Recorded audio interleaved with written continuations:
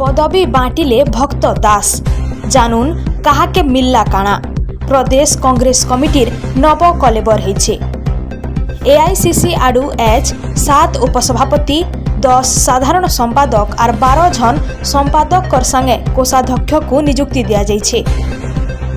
प्रदेश Congress committee सभापति भक्तचरण दास को सुपारिश आधार ने एआईसीसी इ नियुक्ति प्रदान करिछन। सिद्धार्थ स्वरूप दास को पीसीसी कोषाध्यक्ष भावे दायित्व मिली। दूसरा आड़े वरिष्ठ नेता तारा प्रसाद बाहिनीपति, रमेश जेना, संतोष सिंह सालुजा, देवाशीष पट्टनायक, सीएस राजानेक्का, ललाटेन्दु महापात्र और सस्मिता बेहरा को उपसभापति करा जाइछे।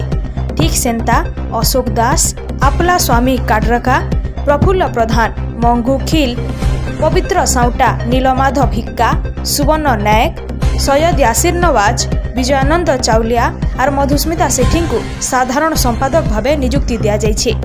इतार छड़ा तुलेश्वर नायक, सस्मिता पंडा, शिल्पश्री हरिचंदन, देवस्मिता शर्मा, लक्ष्मीधर सिंह, दिलीप दुरिया, रूपक तुरुक, सीमांचल गिरिउलाका, मनीषा त्रिपाठी, साक्का सुजित, मोहन हेम्ब्रम और अनिमा मिंजों को संपादक भावे नियुक्ति मिली।